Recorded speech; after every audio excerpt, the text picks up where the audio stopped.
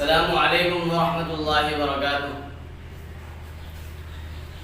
ایک صاحب نے سوال کیا ہے کہ ہمارے علاقے میں نماز پڑھنے کے بعد مصلی کے کونے کو موڑ دیتے ہیں، جائے نماز کے کونے کو الٹ دیتے ہیں، تو یہ الٹنا کیسا ہے اور شرعی اعتبار سے اس کا کیا حکم ہے، کیا حیثیت ہے؟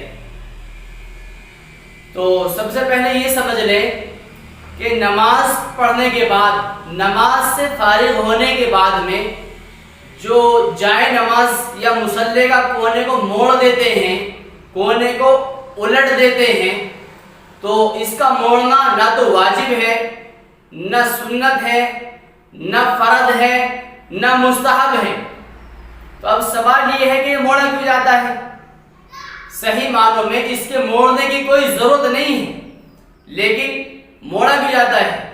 لوگ یہ سمجھتے ہیں، حضرت تھانوی رحمۃ اللہ علیہ نے لکھا ہے کہ عورتیں نماز پڑھنے کے بعد میں مصلی اور جا نماز کا کونا اس لیے الٹ دیتی ہیں، اس لیے موڑ دیتی ہیں کہ شیطان عبادت کرتا ہے، شیطان نماز پڑھتا ہے۔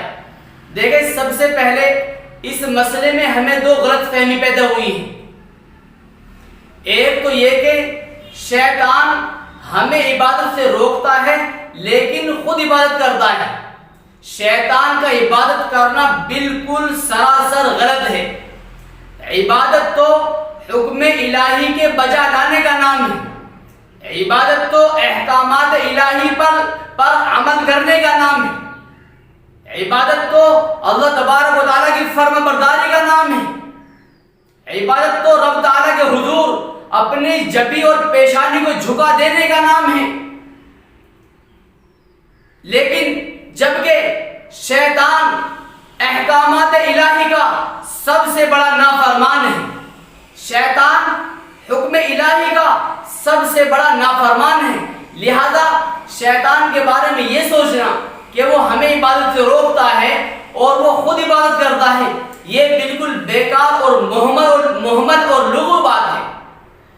دوسرے ہمیں یہ غلط فہمی ہے کہ ہم مصلی کا کونا اس لیے الٹتے ہیں تاکہ شیطان نماز نہ پڑھے۔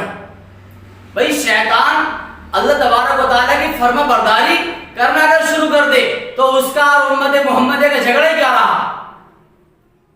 تو پھر شیطان کا اور ہمارا جھگڑا کیا رہا؟ شیطان سے یہی تو لڑائی ہے کہ وہ ہمیں عبادت سے روکتا ہے، وہ تو یہ چاہتا ہے کہ ہم اس کی طرح نافرمان بن جائیں۔ تو لہذا یہ سوچنا بالکل شرعی اعتبار سے اس کی کوئی حیثیت نہیں ہے۔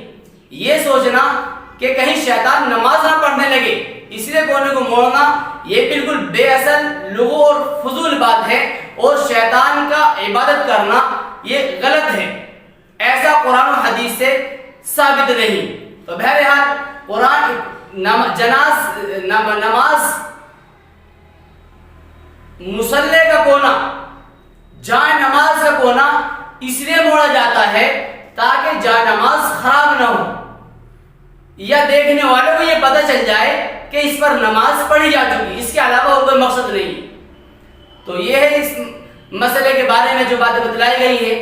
اللہ تبارک و تعالی ہم سب کو قرآن و حدیث کو صحیح سمجھنے والا اور اس پر عمل کرنے کی پوری توفیق نصیب فرمائے۔